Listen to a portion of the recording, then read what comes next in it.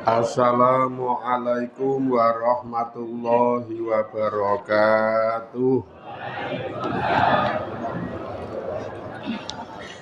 Bismillahirrahmanirrahim. Bi husni hadhihi niyyah li ibtigha'il ulumi nafi'ah wa ibtigha'i mardatillahi ta'ala wa rahmatihi fid dunya wal akhirah. Biwasilati wa barakati ta'alumina hadza tafsirul Qur'an. Ya Allah waqdi hawaijana wastajib dungaana ya Allah. Limu alif hadzal kitab. Nafa'anallahu bihi wa bi ulumihi fid dharaini amin. Ya Rabbal Alamin bi barakatil Fatihah. A'udzu billahi minasy syaithanir rajim. Bismillahirrahmanirrahim. Alhamdulillahi rabbil alamin. Arrahmanirrahim. Maliki yaumiddin. Iyyaka na'budu wa iyyaka nasta'in. Ihdinas siratal mustaqim. Siratal ladzina an'amta 'alaihim ghairil maghdubi 'alaihim waladdallin. Amin.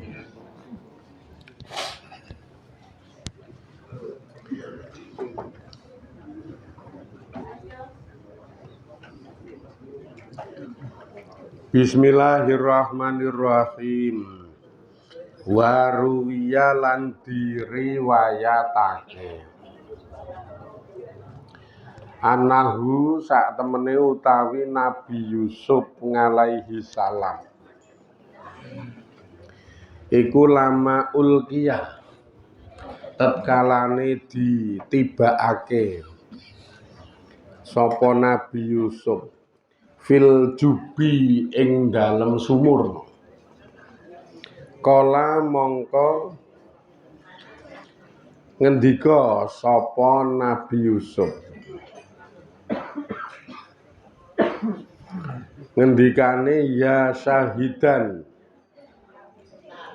ghaira ghaibin wa ya qoriban ghaira bangidin wa ya ghaliban ghaira makhlubin. Ij'ali min amri farajan wa makhrajan. Nalika cemplungke sumur Nabi Yusuf ndonga ngono kuwi.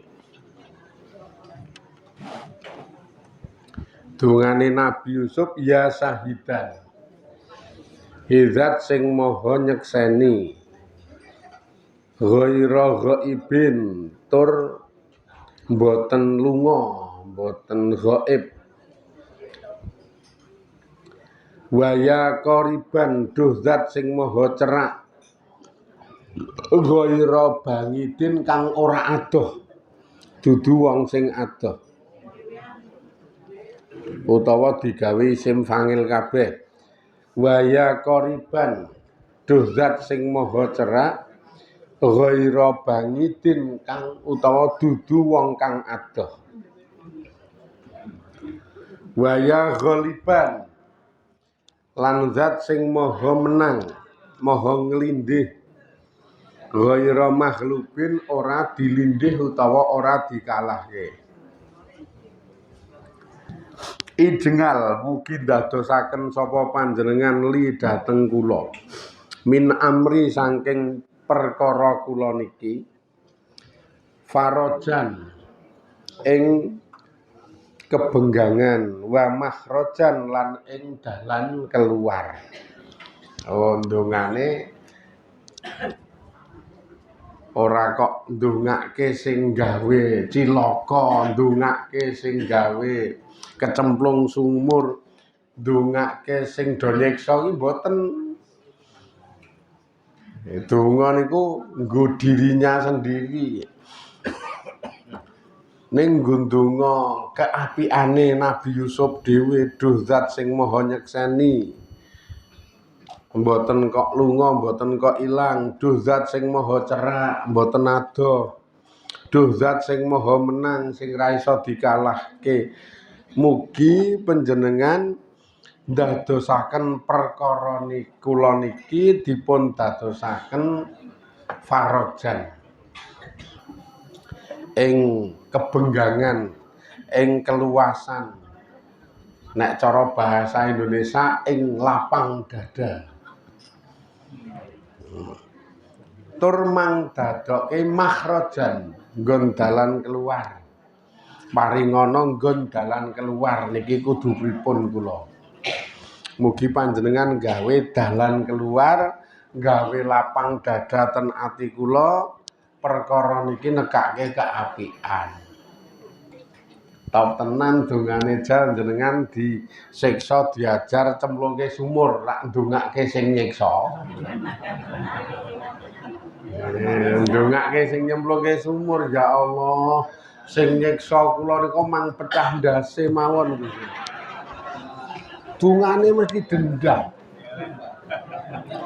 ndonga elek marang wong sing gawe elek mugi jenengan gawe cilaka, mugi jenengan gawe wis ngono-ngono kae dongane. Ini pelajaran nek jenengan ki dicilakani wong, dimadharati wong, dirugekke wong, ora usah ndongake wonge niku. Angel iki prakteke. Atine wis pendendam kaya ngono. Dongane rak ya Allah, napa sing menimpa kula niki mugi panjenengan rahmati, mugi panjenengan dadosaken perkara sing nekake keapian, mugi ati kula panjenengan dadosaken ati sing sabar ngono ya. Lah sing gawe mandharat, sing nyilakake, sing ngrugekake piye wis rasa dipikir Allah ngerti. Allah ngerti ora usah dadak ikut campur kebijakane Gusti Allah rasa. Kon ngukumi gek le ngukumi manut jenengan kok ya. Dihukumi tur hukumane manut jenengan. Ha iki nek Nabi Yusuf modele ndonga ngono, Mbah. Kakang-kakang kula nika anu mawon ya Allah, panjenengan gawe semper mawon.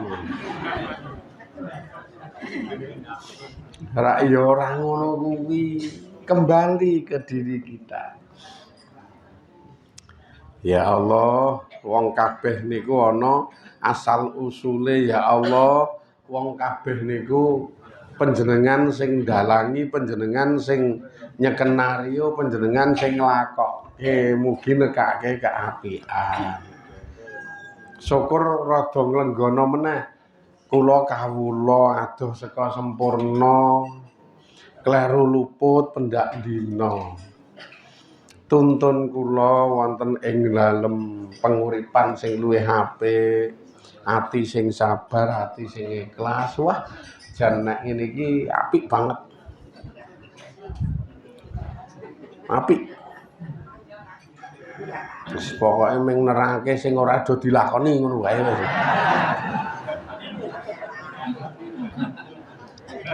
aja nek kok nglenggana, aja nek kok semeleh ngakoni. Lah wong kadang salah wae gembelo sih wong iki. Kadang kalau salah gembelo.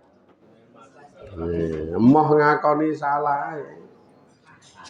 Malah kepara menyaki wong liya, wis salah menyak. Rak ya ora ngawur ngono kuwi nek kuwi jenenge kowe iki kleru ndak iya njak aku kleru. Ha terus sak ngopo kowe? Ngono sih lah iki terus. Wes angel ngono. Kleru ngakoni ning nantang wis wong kumanungkung sombonge pol kok ngene iki engko sing ngukumi ming Gusti Allah. Akhire ming digawe anyang-anyangen ra tau mari iki engko. Jengkelke.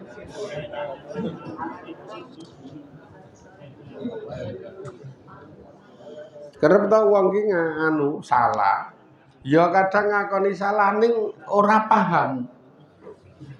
Kudu apa sing dilakoni kamangka nek sing jenenge salah itu sing paling tepat ya njaluk ngapura nglenggono ora kok malah metengkreng ora kok malah dhuwur karo nggandi omongane iki ora kok ya omongane malah dhuwur nggandi ibu-ibu ya ngono iki salah domoe sing lanang njak aku salah njak aku elek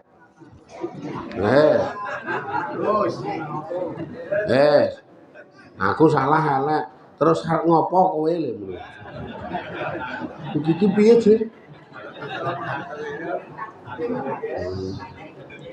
malah nantang-nantang kae nek ora seneng ya wis tak alian wah kok glelenge ra ilok-ilok wis lemune nek ra seneng tak alian wah iki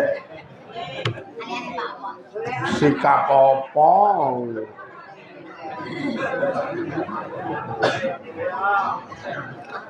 ya jangan bayangke nek model kebijakan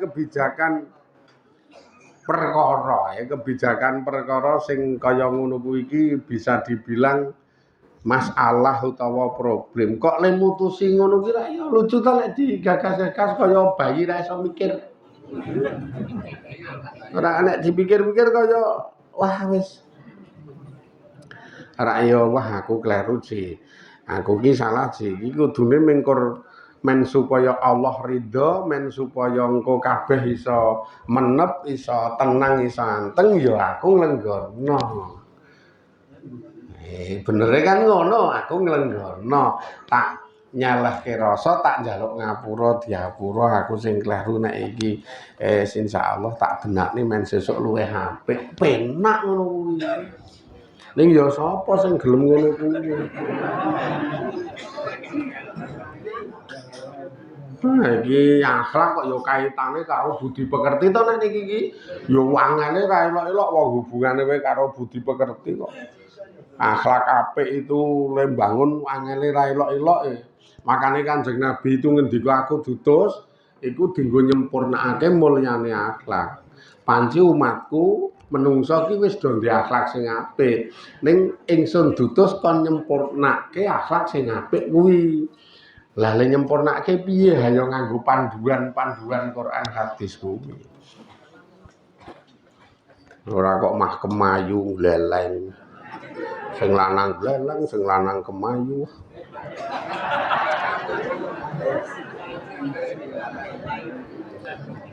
Wis kleru diomongi mah menyak rembug.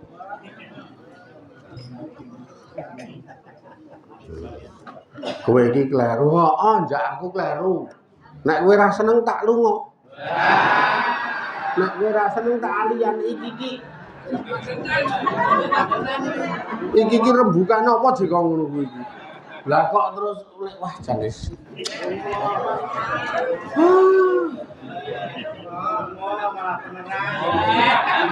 Tobat. Lah kene iki upamane nganggo kalimat dhuwur, nganggo kalimat kesombongan ki ya iso, Dik. Ayo to nggo kalimat sombong dhuwur iso. Kekono muni misalkan iki nantang njak aku kleru, nek kowe ora trima, ayo aku tak alian. Aku tak ora ganggu. Terus kene ayo lunga aliano. Gaya ta kene yen kono gaya kene gaya. Ngene jenenge. Gaya kabeh. Gaya.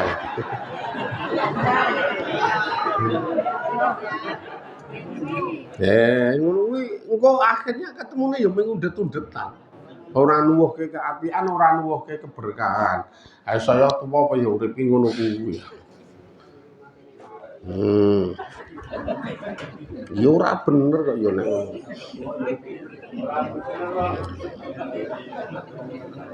Kaya kene malah saya gawe undut. Nek kowe duwe kebijakan ngono kuwi aliana lunga. Wong kene iki tuwa kae ya isih akeh wong sing ngenteni ngono. Lah saya undut-undutan ngono. Sing ngono kuwi ya mami saya undet-undetan ya. Ora cetok. Angel. Ndonga. Ndonga.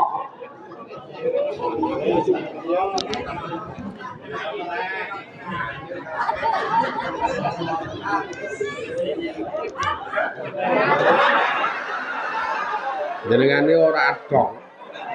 Karo sing tak pikir iki ora adong. Tenan. Nah, karo sing tak pikir iki ora adong jenengan. Rumasane kula iki mikir keterangan iki mau. Oleh ngeceh-ceh pikir. Kula ngrasake lek geger kula mudunen larane pol. Yen angger nyanggel lara. Geger kula iki mudunen.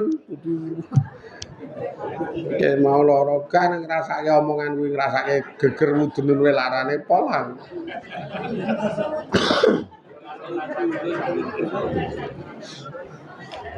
Kilo. Rak yo ndonga iki sing apik. Ya Allah. Panjenengan sing maringi hidayah, panjenengan sing nuntun nuju nang kaapian. Problem dadi ujian, mugi saged mendewasakan kula. Seka apik mugi saya apik, seka kleru mugi iso benerke. Ngono kuwi kaya dungane Nabi Yusuf lho. Sing tenan nek dungane apik banget. Mugi niki dadi dalan keluar. Ya kula ra iso ikhtiar zahir, nek ikhtiar zahir wong nang jero sumur arep menek ya menek piye. Ya arep munggah piye. Wong bacot dicemplungke ning sumur, mula mugi jenengan maringi dalan keluar Gusti Allah. Iki jenenge wis mentok. Nemu kahanan sing wis mentok sing isane sambate sitok ning gone Gusti Allah. Lah piye nek ngono iki jal. Nek isih iso diikhtiari lahir ngono wae. Lah iki wis ora iso wis. Akhire mugi maringi dalan keluar, mugi gawe lapang dada ati kula. Dongane mung ngono-ngono kuwi terus. Kaya jenengan nek bengi kae ndonga ya ngono kuwi ya Allah. Kahanan kula ngeten Gusti Allah. Paringana sabar. Pokoke paringana sabar. Paringana kuat. Biasane donga kan kuwi to, muga-muga paringi sabar, paringi kuat. Mbuh kok ngopo kok ndonga ngono kae. Donga paringana sabar, paringana kuat iki apa iki? Ora ngerti jebul ngrasake lanangane benten ndase. Waruwiyah lan diriwayatake anak Ibrahimah sak temene utawi Ibrahim alaihi salam, Nabi Ibrahim iku lama ulkiya tetkalane ditibakake sapa Nabi Ibrahim finari ing dalem geni, ing dalem api unggun. Pamoko apine utawa kayune sak omah ngono kuwi. Dikencang sikile tangane lebokke nang tengah-tengah todobong. Pamoko ya ora mengkur cilik-cilik antem mumpuk gedhe ngono. Wah wis mulat kae.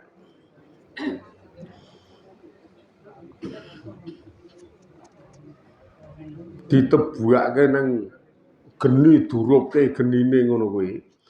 Jaroda mongko dadi adem utawa gawe adem apa geningan siabihi saking sandangane pakaiane Nabi Ibrahim. Faja'a mongko teka hu ing Nabi Ibrahim sapa Jibrilu malaikat Jibril alaihi salam yakmisu yakmisu hale anu napa jenenge nggawa gamis. Dadi yakmisu hale nggawa gamis sapa malaikat Jibril min hariril jannati saking sutrane swarga. Wa albasalan ngenggokke sapa malaikat Jibril hu ing gamis saka sutra swarga iyahu ing Nabi Ibrahim. Fadafanga mongko isa nolak hu ing geni sapa Ibrahimu Nabi Ibrahim ila Ishakin maring Ishak.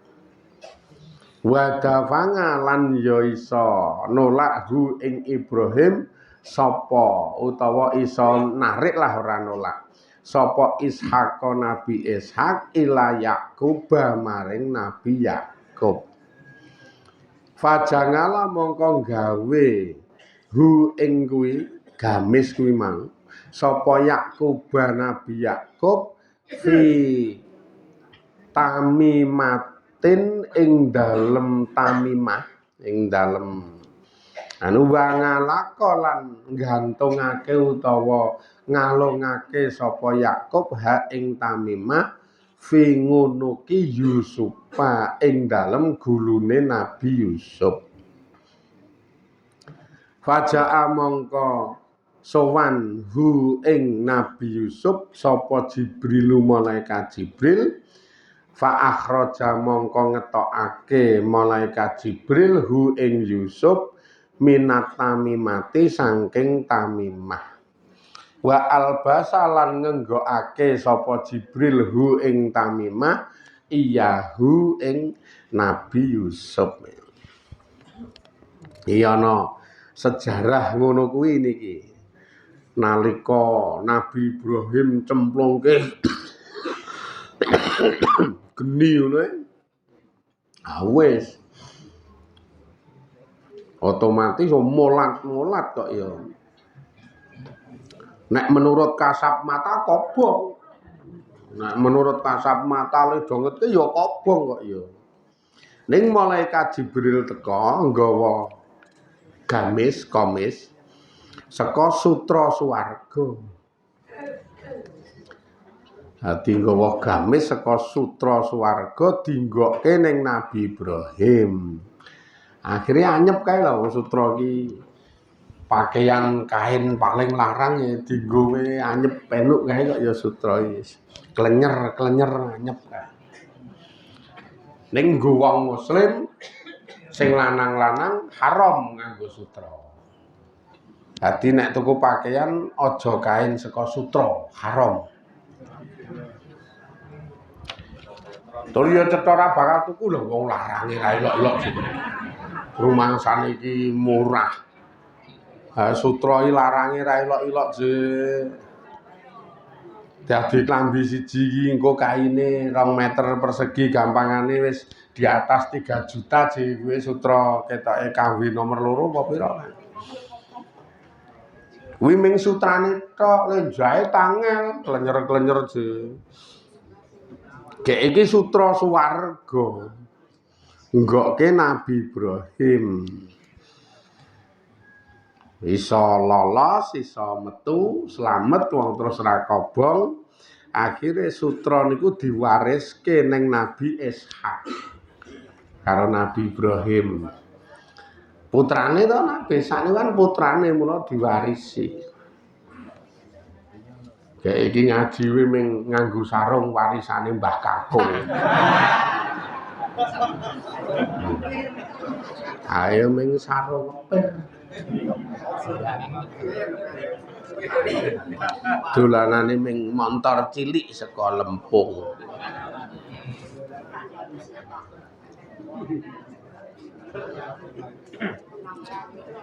Sutra diwariske ning Nabi Ishak. Karo Nabi Ishak diwenehke ning Nabi Yakub. Karena Nabi Ishak di putra Nabi Yakub. Karo Nabi Yakub diwariske neng Yusuf. Dadi ana ing dalem silsilah keturunan diwariske aku padha karo anu kok ya sandangan kebesaran padha karo niku. Nek awake dhewe ora duwe dadi ya kok nek sandangane ning jenengan mati ya dilebarke sapa sing arep do njubuka. Ora ana sandangan kebesaran, ora ana sandangan sing sipate ampuh. Ora ana sandangan. Lah niki saka swarga dikeke diwariske Nabi Yusuf karo Nabi Yakub. Sandangan sutra niku dianu digawe ana ing dalem wadah tamimah. Digawe ning tamimah ngono terus dikalungke ning gulune Nabi Yusuf. Nah, saat itu malaikat Jibril teka ngepasi Nabi Yusuf kecemplung sumur utawa cemplungke sumur niku. Terus istilahnya ngenggokke fa akhrajahu min tamimati wa albisbasa. Ngenggokke kebesaran kuwi ning Nabi Yusuf. Sandangan-sandangan iki ngono kuwi. Mula rada lain daripada yang lain metu saka sumur terus engko ditemu wong ngono kuwi wis ana aura beda. Wis ana pancaran beda. Ini orang ming sembarangan, ana keistimewaan tertentu. Dadi wong nyawang ki wis beda. Memang beda. Dasare bagus barang Nabi Yusuf kuwi. Nek nyawang jenengan nak jengguweng.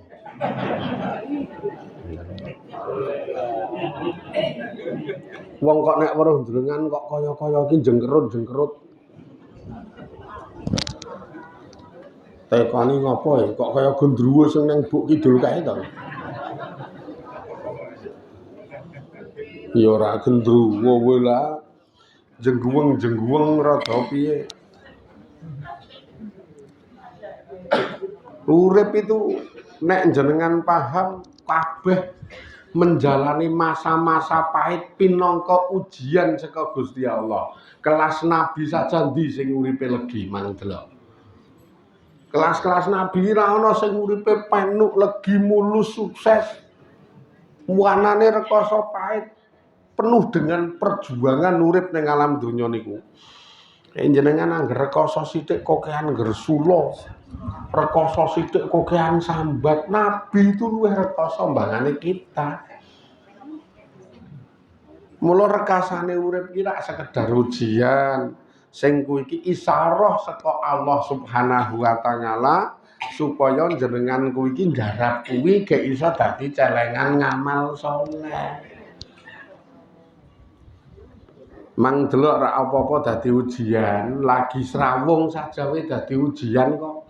Srawung wae wis dadi ujian. Dilalae nalika srawung niku ki nemu kanca, nemu tangga sing mbuh omongane, sing mbuh sikape niku ki ora nyocoki karep. Nah, saat ketemu tangga apa kanca, omongan dan sikape ra nyocoki karep, ini kita kon garap supaya dadi celengan ngamal. Bapak-bapak niku rekane srawung tangga jedret ning cakruk kono. Yen dilalae ketemu tangga wis ya omongane iki carcor-carcor. Gek jenengan ra tek seneng wong jenengan alusan. Wah, lha iki turunan priyayi kok ya.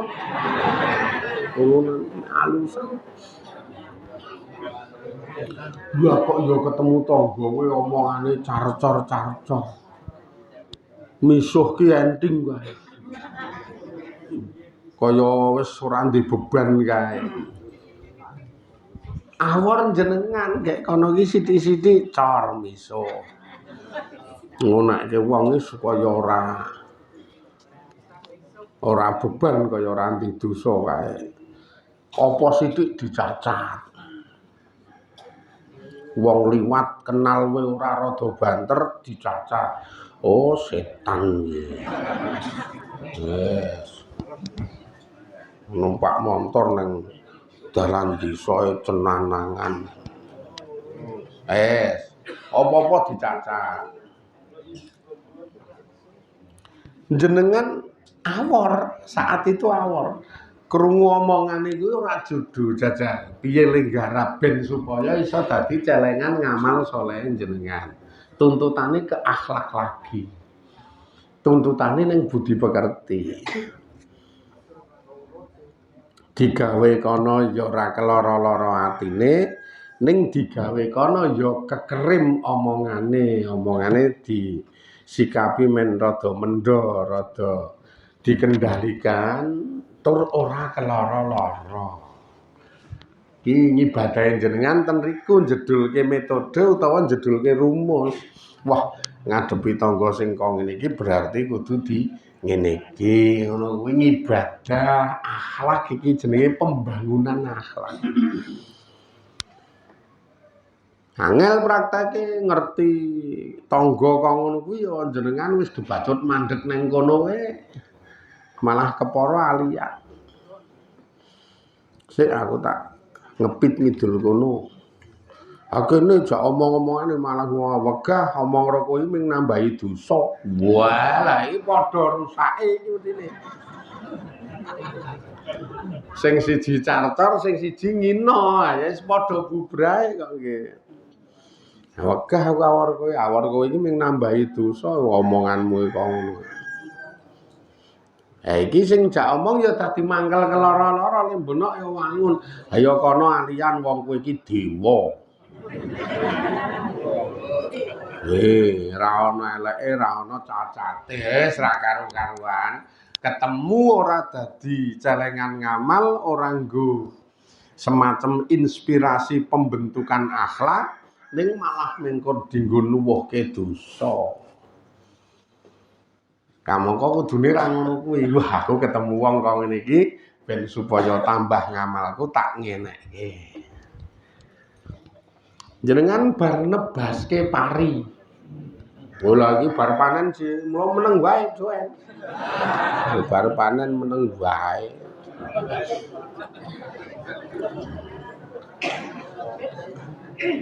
Terus damene neng maksude bar panenane sawah ki urung digarap men rada bosok sithik to. Dek engko iso dadi pupuk ngono ming didelak-delok karo kanca tangga sing do di sawah ya dodolan nang ngger desa kono ya do ndelok. Ben telung dina ngkas kek engko digarap. Rak oyote karo bongkotane wis bosok kena nggo rabok. Ngobrol wangun kae. Ana bakso liwat ki jenengan bar panen langsung dindek kok ya bakso iki. Jenenge nyelengi ngamal di wah iki ana bakso seger-seger. Pokoke dindek sik, mandeg su. Lah ya mandeg su.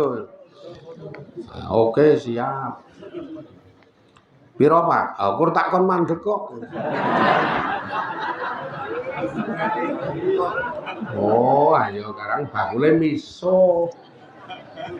Lah kok terus mikur kon mandeg. Cetha nang kono ana wong telu ya gaweke telu. Wes. Pokoke maer-maer wong bar nebaske pari iki. Sing siji kandha nggonku wis ra ana baneke cekel mbok wedok ora apa-apa. Aku isih ngengeh kok nek kon nggo tuku baksoe cukup iki. Ben dadi celengan ngamal salehku, niate ming arep nyelengi ngamal saleh. Nang omah tengah wengi klisak-klisik kae kok ora iso turu. Langsung ngomong karo sing wedok, "Piye golek bakmi godhog apa piye yo?" Ngamal saleh meneh ning yo nek diterangke ngene tok-toke do ora krungu lho. Dadi ngibadah sing bangsa cucul, ngibadah sing bangsa rekoso iki ora patok tertarik, Jon.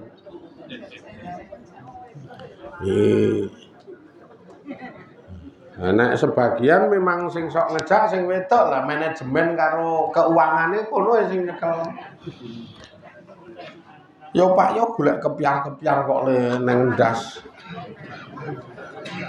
Rada kedut-kedut.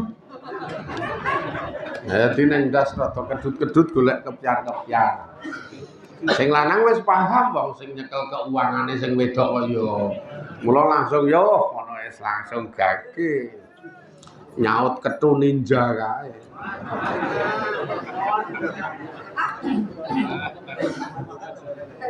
Langsung ngetokke montor retek.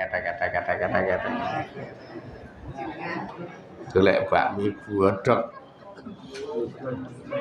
Ngibadah lho ketake kok ngono kuwi asli ngibadah ngono kuwi ora mung diteter gawean wae. Wong ora tau repressing, ora tau kendhu, ora sarape tek omong diteter gawean wae. Mesakake. Asline iki sih rada nom-nom. Asline nom rada wangune dadi tuwik-tuwik ngono. Sebabe remuk sikil kaya sen. Ora tau dadi mulyake, gek mulyake ngono kuwi iki bagian saka ngibadah. Mula kula matur pendasaran urip sing paling top itu adalah akhlak lan adab. Jedulke akhlak sing apik, jedulke adab sing apik, engko lagi liya-liyane niku modal dasar dadi pondasi. Pinter ngalmune akeh, lemune apa-apa iso. Ahli ngaji ning nek akhlake ora apik, karo wong senengane ngelek-elek, karo wong senengane nyacat, karo wong senengane mitnah. Wah, kuwi udu citrane wong sing pinter. Mending rada bodho ning akhlake apik. Ora tau muni ngelek-elek rono, ngelek-elek rene, ndidit ya lomo, karo sing luwih tuwa kuwi nek nyeluk ya ngajeni, salaman kuwi nyucup. Wes saking dene lek akhlake apik kaya rada bodho ning nyenengke. Ora kok dumah pinter wis nika iki wah kowe iki berarti mengkur ora duwe tata krama sing apik. Adabmu sing rusak, atimu sing bosok. Lah gitu wong akhlak ora apik min ngakibate ngono kuwi. Wis niki jajal ayo lah. Kaya Nabi Yusuf niki wis wajahe apik, akhlake apik, ora tau ndongake elek ning gone wong liya. Niki sik muga-muga do dirindani Allah, diberkahi Allah, dirahmati Gusti Allah, saged istiqomah ling ngaji ling ibadah, kaparingan pituduh pitulungan, saged bejo slamet donya akhiratipun, kacekapan hajat-hajatipun, kasembatan panjangkanipun. Alhamdulillahirabbil alamin. Assalamualaikum warahmatullahi wabarakatuh.